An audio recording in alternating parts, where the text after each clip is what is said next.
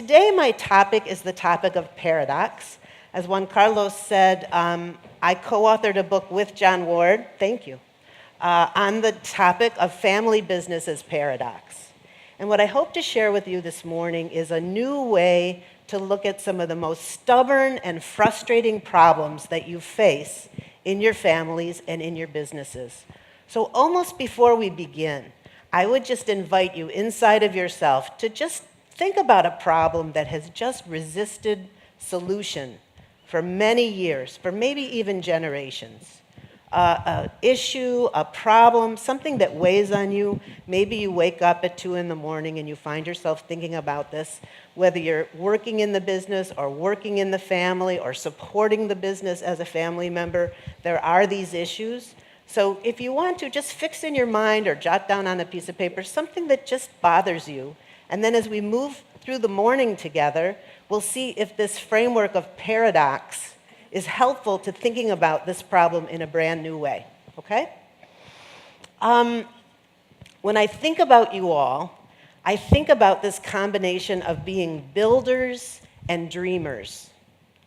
When I learn a little bit about your businesses and I learn a little bit about you, I think these are builders and dreamers.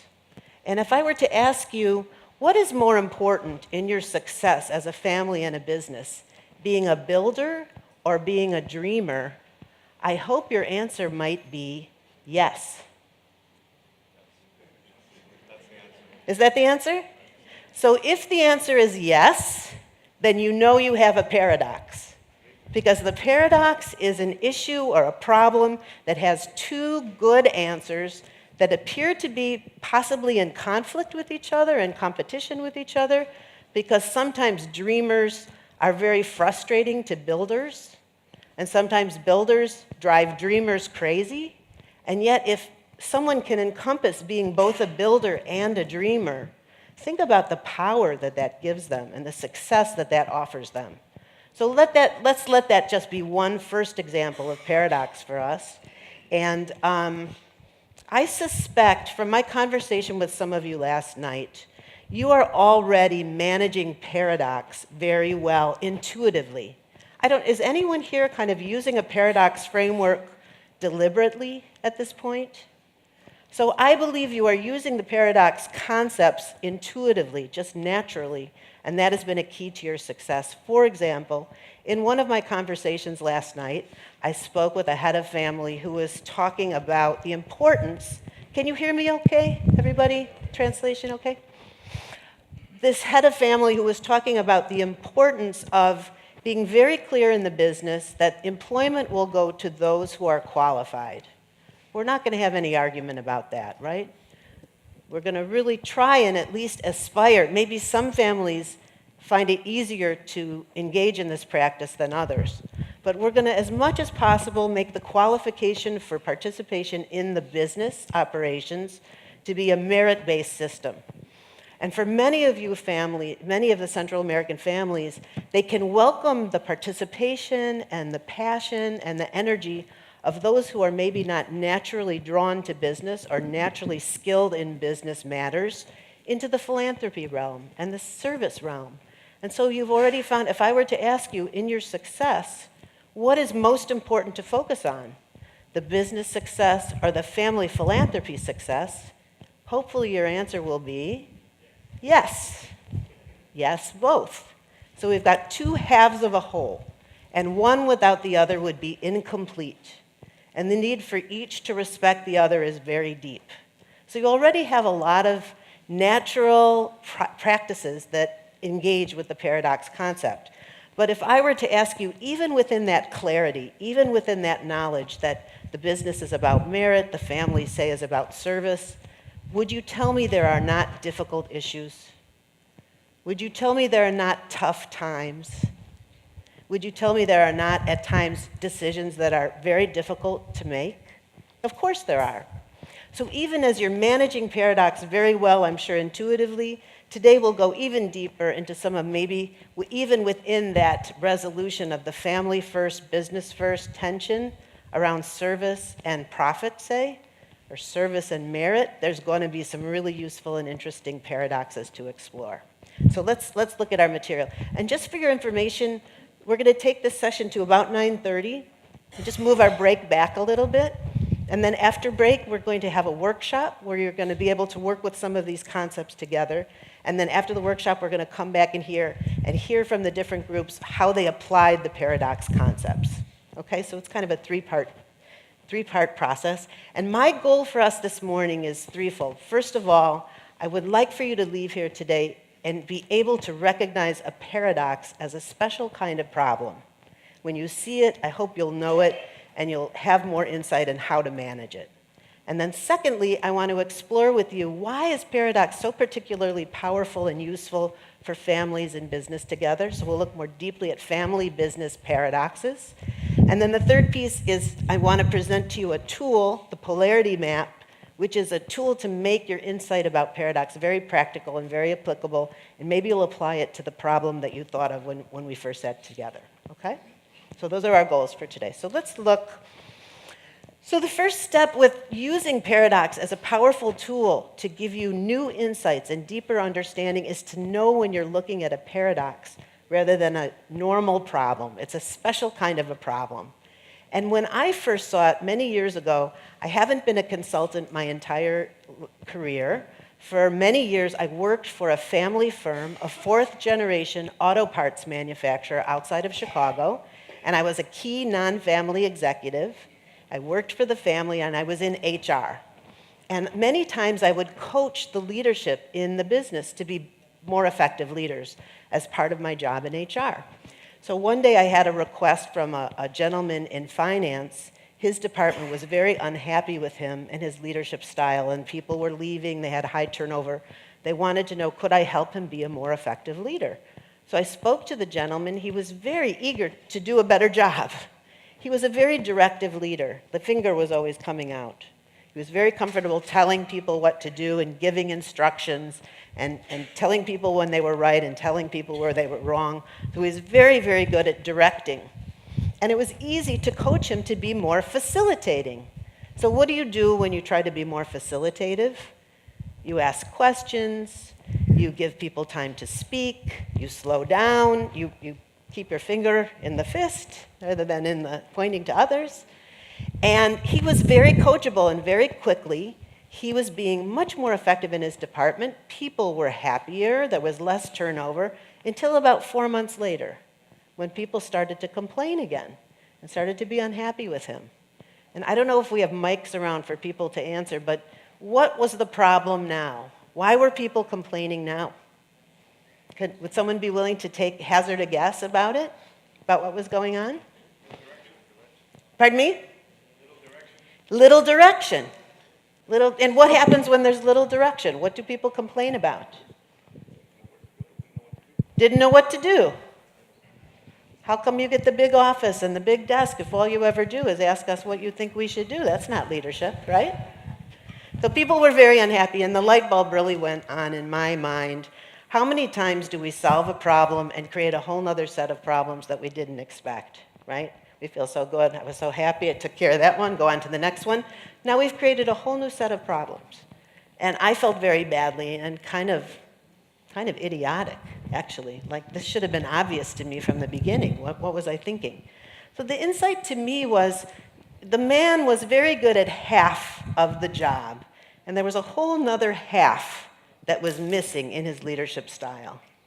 And rather than diagnosing the half that was present and coaching him to put the half that was absent in the picture and taking this away, the real trick, right, is to acknowledge and to celebrate the positives that are happening and supplement with what's missing, and then have the whole. And what paradox really gives us a chance to do is to supplement the half with the whole. Because all of us walk around with preferences, and all of us walk around with natural abilities and natural weaknesses. And I think probably everyone in this room has taken some kind of test or survey to tell you what are your strengths and what are your weaknesses and how to make your strengths, how to improve your weaknesses. And Strength Finder is very big on working off of your strengths. But the insight of paradox is to not just ignore or devalue what you're already good at, but to recognize what you might tend to not be good at or even demonize. Because many times a directive leader does not have respect for a facilitative leader. It's more than just not knowing how to do it or not choosing to do it. It's I don't really embrace or see the positives of the opposite to my preference. And that's the opportunity of paradox, is when you start to understand your own preferences and understand the positives and the opportunities in the opposite, rather than many times being afraid or demonizing the opposite. So let's see if we can give some examples of that. So just as a background, in our work at Kellogg, and probably in most of the family business experts that you hear from, you will learn that these are sources of why are family businesses more effective than public companies. And probably at Kellogg you learned family businesses have the opportunity to be more profitable, more return on equity, more return on investment. Why is that? And we feel these are the sources of the competitive advantage of family businesses. First of all, you have a different purpose. Would you agree that your firms have a different purpose in being on this earth than the public companies? I'm seeing a yes. Would you be willing to say, in what way is your purpose different? Would you be willing to share that? It's personal. Absolutely, exactly. Your name is on. There's ownership to it. Exactly, exactly. Okay, so purpose is different. It's personal. You have ownership to it. Also family, and what is the time frame usually for family business versus public company purpose? Long term. So the purpose of family business, much different time frame than public companies. You don't have the quarter-to-quarter pressures, and that creates tremendous opportunities. Let's talk about strategy. Is the strategy of family business different from strategy of public companies? And if so, in what way? Any thoughts? Anyone willing to kind of venture a guess? Think about your strategy. Yes, thank you. Speak loud. In the family business, there's permanence. Okay. Which goes with purpose and goes with strategy. Yes. It goes with how you deal with people and deal with development of people. Absolutely. It's a permanent relationship rather than a mercenary, transient relationship, which is what happens in the corporate world. Okay, beautiful. Can you hear in the back? So the purpose is not just mercenary. It's long-term, it's permanent. The loyalty factor is really different between those associates in our businesses and those associates in public companies. So that would definitely speak to purpose, strategy, and culture. In the States also, in India, around the globe, culture of family business is different in these ways. The long-term, the loyalty. I've also seen strategy. One of my favorite examples is I worked with a company that had 5 children. They were a garden center. Guess how many locations they had in their corporate strategy? I'll give you one guess. Now, would a McKinsey consultant think that it's a good idea to have 5 garden centers? Did they collect any data that supported the need for 5 garden centers? Probably not. Their strategy was 5 children. How did they do? Very well. Now, did all of the 5 children do equally as well? Absolutely not. Were some store locations more favorable than others? Absolutely yes. Who got the legacy location that was located right next to the greenhouse?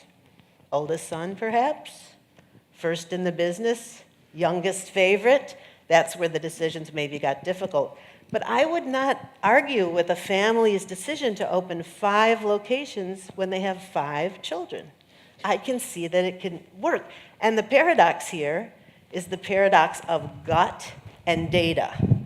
So if I were to ask you, what's more important in making business strategy decisions, gut or data, would you say yes? I would say yes. That's a paradox. Okay, so our hypothesis is that purpose, strategy, culture are all different in family business than public companies. I think you live every day, every hour, how that's so. I don't need to teach that to you. But this whole idea that mastering the both and, mastering the embracing of apparent opposites, is actually another key capacity that many, many family businesses have just instinctively. Because from the very beginning, they have to manage heart and pocketbook, and they find ways to do it well. What I want to do is just make this more explicit for you, so when you see these arise, you can perhaps manage them more actively rather than let them frustrate you or defeat you or keep you up at night. So how would we define paradox? These are some of the words that we use. I don't know if any of these are familiar to you. If you go to the Harvard Business Review and you just search for paradox within Harvard Business Review, you'll come up with like 25 articles, everything from the paradox of financial decisions to paradoxical strategy to ambidextrous organizations. It's a very, very popular topic. And these are some of the ways that we think about it. Dilemmas, contradictions, tensions. Yes, yes. Wicked problems. Have you heard about wicked problems? That's kind of a popular one right now. And what they're talking about are problems that have no solution. Does the problem of gut and data have a solution? Or is it a dynamic that needs to be managed on an ongoing basis, every day, every decision? It's more a dynamic, it's more a phenomenon, it's more the presence of something that needs to be balanced and managed than it is something that can be solved and put to bed. That's the definition of a paradox. And I don't know how many of you are familiar with oxymorons. Jumbo shrimp. Have you ever seen a jumbo shrimp? In the United States, we have Postal Service. I don't know if anyone has a favorite that's not up there. But these are kind of humorous ways of looking at this. So in family business, we have a lot of contradictions. So if I were to go to the flip chart and ask you, just to offer a few, what are some of the contradictions that you experience? Let me see if I can. This is good, I'm fine. I think you can see okay, right? Okay.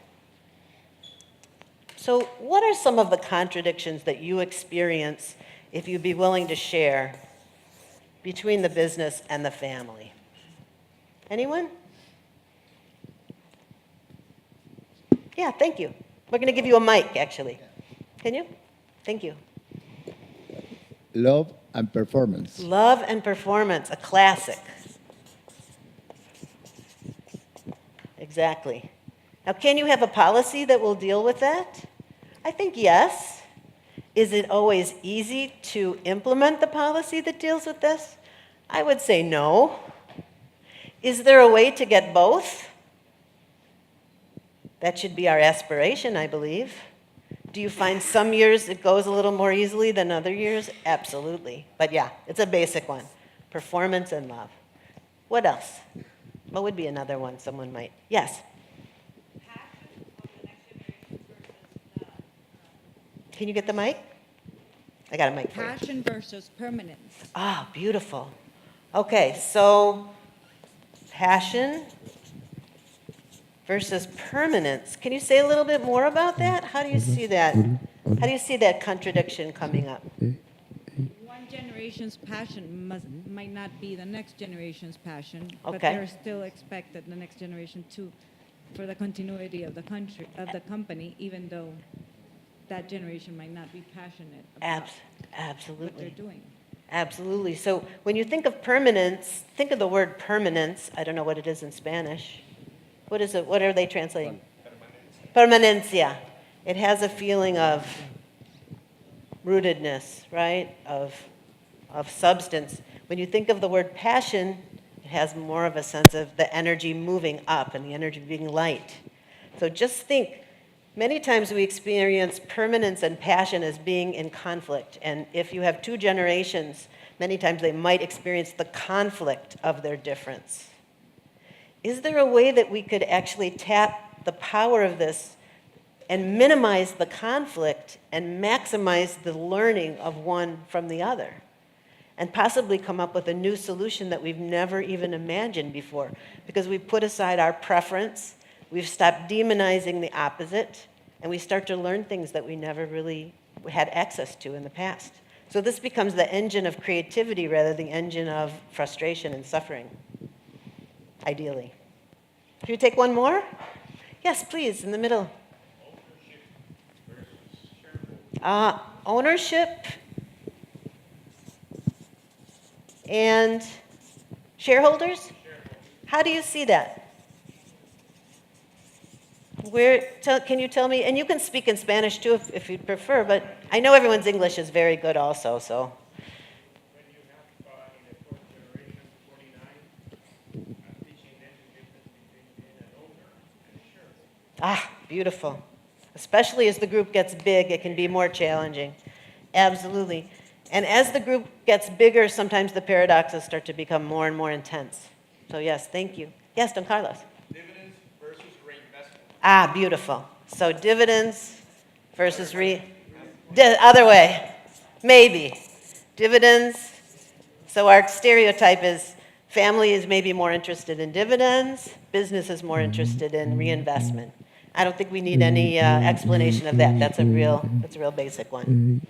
Is there a way? I mean, I won't look for the answer just now, but if we were to take time to really look at that tension, is there a solution to that problem? I would say no. If I were to ask you, what is more important for us to focus on, return or investment, harvest or investment? Hopefully the answer is yes, right? But many of us have strong opinions and strong preferences, and there are many, many family businesses that very much value one to the exclusion of the other. Right. Many businesses for many years will minimize dividends in order to reinvest. And also, are there generational preferences? Do you see generational preferences in these tensions? What generation might prefer the reinvesting? And maybe the olders are looking for dividends. I could see it going both ways too, right? Interesting. Okay, so hopefully you're already thinking these tensions really exist. They are present. So just to go and reiterate, these paradoxes, they don't just exist in family businesses. They're all over the world in every institution, certainly in government, in religion, in for-profit organizations. These dynamics exist. So just for example, in the family business, these are some of the really common paradoxes or polarities that we see. And oops, sorry about that. If you were to ask which of these is most important, we talked about some of them, you would answer yes to needing both, I think, of all of these. But just in the general world, many times Cargill, this is a tension, Cargill uses paradox and polarity as a central strategic imperative for managing their complexity as a huge global business. And you'll see their former president, John Page, talking about the importance of polarity and paradox in managing their business. This is a key one that they look at all the time. If I were to ask what's more important, headquarters or business unit, the answer is clearly yes, but the tension is always there. Managing that tension is quite a challenge. In the States, maybe not just in the States, there's this tension between science and faith, between public safety and individual rights, between fun and seriousness. And you might identify in yourself a preference for fun or seriousness. And you might even demonize its opposite, but no one would argue with the need for both. Another real basic one is, what if I asked you to inhale? Just inhale, inhale, don't exhale. Just inhale, don't exhale. Just inhale, just inhale. Okay, exhale. Just exhale, don't inhale. Just exhale, don't inhale, just exhale, right? So we need to both inhale and exhale.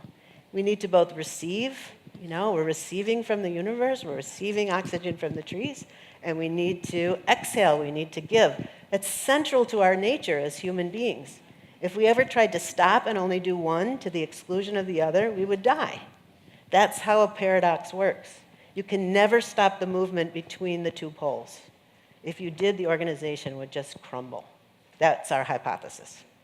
So how do you know when you're facing a paradox? You know you're facing a paradox because you've got this problem that you just can't put to bed.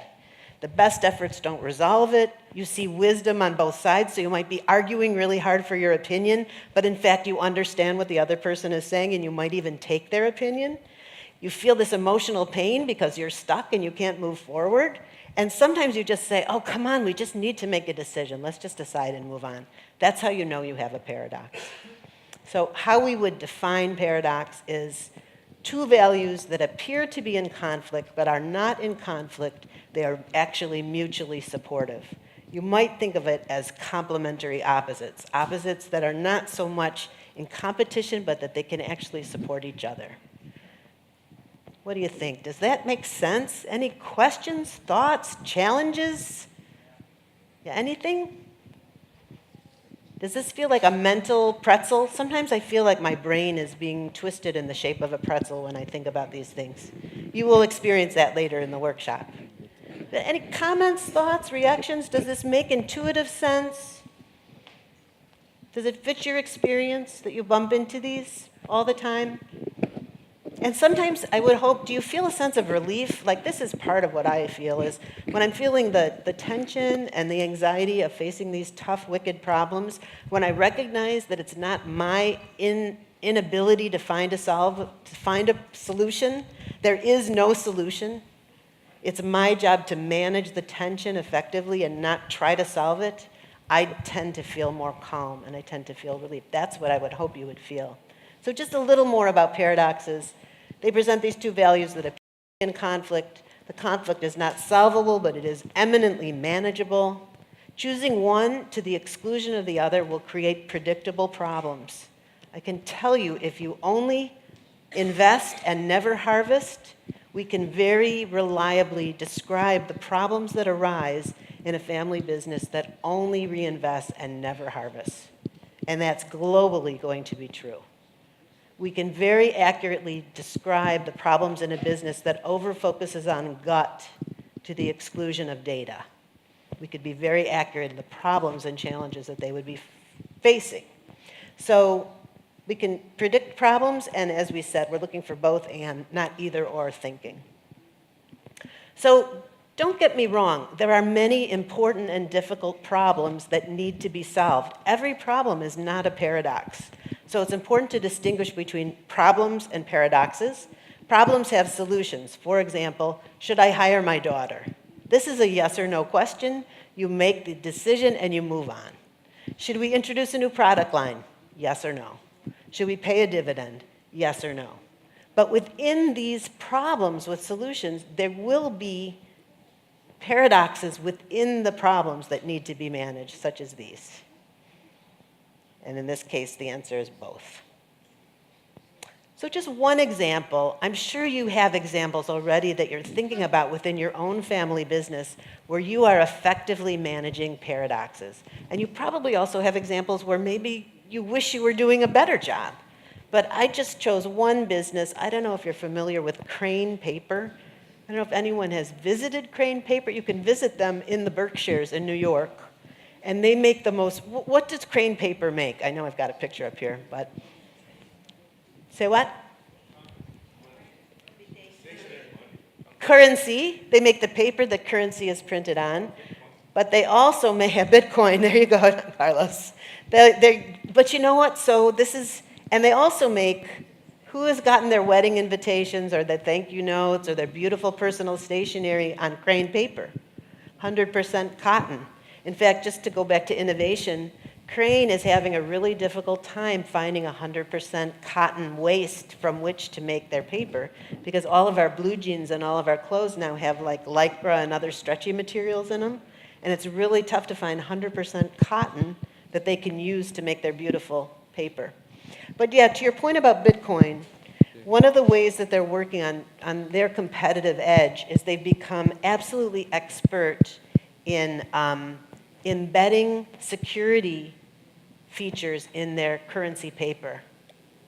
Okay, so their newest innovation, I don't know if you read about the Ben Franklin 100, but it's got special features like this purple stripe that makes it almost impossible to counterfeit the dollar and makes it very easy for clerks to recognize when they have a legitimate $100 bill or when they have a counterfeit.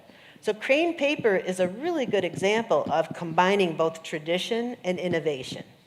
They've got the traditional product, and then they've got their very innovative currency product.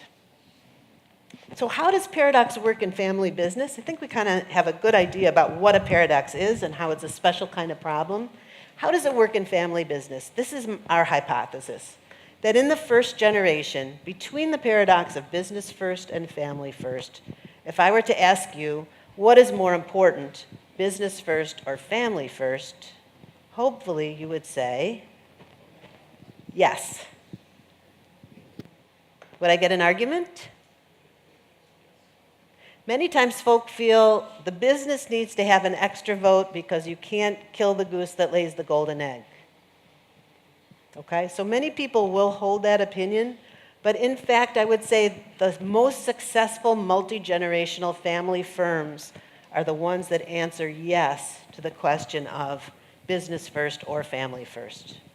And they recognize that over-focusing on the business to the exclusion of the family will create predictable problems. Will I get an argument? Anybody?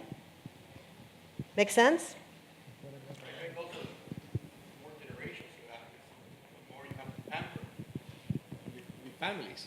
Okay. It's very complex. Okay. So family plays a very, very important role to keep everybody happy. So, when you have 136 family members, in a particular family, you have to pay a lot of attention to family first.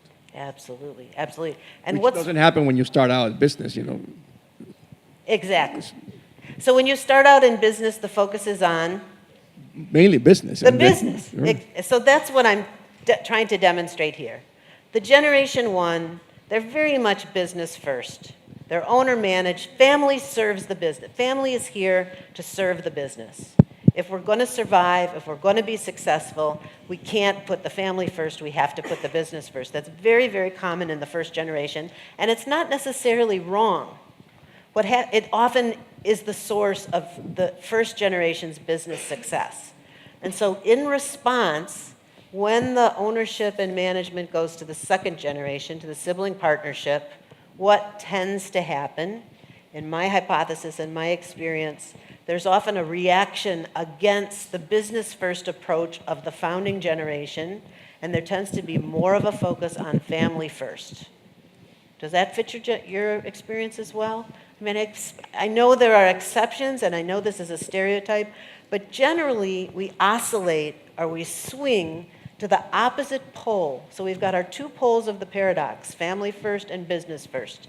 In the first generation, it makes a lot of sense to make business first. But so you get all this pent-up demand and pent-up need to focus on the family, which is felt by the second generation. And so the preference oscillates over to family first in the second generation. And consequently, a whole series of issues and problems get created by being overly family first. And so in the third generation, many times there's an oscillation back, except when there's a recognition that what are we doing here? There's no reason for us to be oscillating and moving from one to the other. The real answer is what? To find some kind of what John Ward calls the enterprising family. The enterprising family seeks to maximize both business first and family first approaches. And I would expect that many of you are in that place. You're more long-lived, and I think a lot of your emphasis on philanthropy and service is a way to give the family meaningful and significant opportunities that are not just kind of fluff.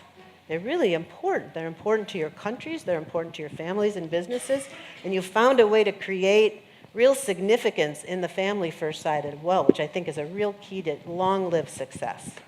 Does this make sense? Does it fit your experience somewhat? And as you're looking at this, hopefully you're thinking inside of yourself, you do have a preference. I mean, it's very human to prefer one side of the pole to the other. So what you need to be thinking about as you identify your preference, what do you want to wake up to as you identify the pole that you prefer? What does it give you the opportunity to look at more closely? Let's say you prefer business first and you recognize that. What does that give you the opportunity to do? To start to look more deeply at the upsides and advantages of the opposite. And rather than staying on the side that you most prefer, you start to explore and inquire and learn about the opposite pole, which might not be very appealing sometimes, but that's the key to success. Okay, I need to move through these a little more quickly. So when we break for the workshop, this sheet is going to be on your table. And this sheet describes paradoxes or polarities, I use the word paradox and polarity interchangeably, that we've identified as being challenging to family businesses across the generations. And as you look at these, you might see some that you recognize are challenges for you. And part of what we're going to do in the workshop is create a polarity map on a polarity of your choice. So you might want to look at this, Again, this will be on your table, and choose something that speaks to you that you think you're working with as a business. What's interesting, just by the way, what we found is that in the first generation, you'll see this at your table, usually there is a preference for the bolded half of the paradox. So in terms of roots and wings, the first generation tends to prefer roots. In terms of strategic choice, the first generation is they're kind of emergent. They don't so much want to plan and do strategic planning and collect data. They just kind of want to do what makes sense, stereotypically. In terms of philosophy, the first generation is usually very expedient. And this one on control and trust, which is a very poignant one for many family businesses. If I were to ask you what's more important, control or trust, would you say yes? But would you also recognize within yourself a strong preference for one or the other? And might you say there is some generational where the controlling generation might prefer control and the next generation might be looking for more trust? That would be some of what we've seen. Now in this one, we see that the second generation is in charge and they usually prefer this half. And then in the third generation, what we find is when you identify paradox in the third generation, there's often different preferences between those in the business and those not working in the business. So for example, in terms of loyalty and freedom, we find that those in the business have a preference for loyalty. Those not working in the business might prefer the freedom pole. In terms of invest and harvest, those in the business are looking for more investment. Those not in the business looking for more harvest. In terms of privacy and transparency, if I were to ask you what's more important, privacy or transparency, the answer I think is yes. Many family businesses are super, super private, and they see that as a competitive advantage. Many times those in the business are looking for more privacy, those not in the business are looking for more transparency, and et cetera. So you'll have a chance to work with this at your tables in the workshop, okay? This will be on your tables. I'm going to have to skip a few things. I want to show you the polarity map. This is what you'll be working on in your tables. And I'll tell you how we're going to divide you up in a minute. So basically, this is the polarity map. There'll be blank maps on your tables, and it helps you more deeply understand the paradoxes and polarities you face. So you start by, this is the greatest, so if we have the polarity of fixed and flexible, we talked about this a little bit last night about constitutions and policies. If I were to ask you, we talked about this. What's more important with policies, to be fixed or flexible? I think we answered yes. But then we asked, it's kind of a challenge. How do you create flexibility with policies without them being not taken seriously? So this is a challenging one. So we named the poles fixed and flexible. That makes sense? And if we manage this polarity well, we'll create success. That's the greater purpose statement. And if we don't manage the polarity well, it could lead to failure. Yes? Yes, I know. 5 minutes. Okay. So here's how we work the polarity map. We start with the upside of fixed. So if I were to ask you, let me go back. If I were to ask you, what is good and positive about focusing on being fixed? Do you know what I mean by fixed? Fixed meaning you set a rule, you set a policy, and you stick to it. You follow it. You don't change it all the time. What is positive about the fixed pole? Speak loud. Fixed. Efficient, exactly. Thank you. Very efficient. Predictable, absolutely. Consistent. Okay, take one more. Lower risk, beautiful. Okay, so here's what I wrote. Upside of fixed, reliable, proven, fair, and equal. Different list, but some similarities. So you start with your polarity map by going to one pole. What's the upside of focusing on that pole? Now, if I am only fixed, and I'm never flexible, and I'm never changing things as I learn and as I go forward, I'm going to reap the downside of over-focusing on fixed to the exclusion of flexible, right? So what's negative about being overly fixed to the exclusion of flexibility? What's bad about that?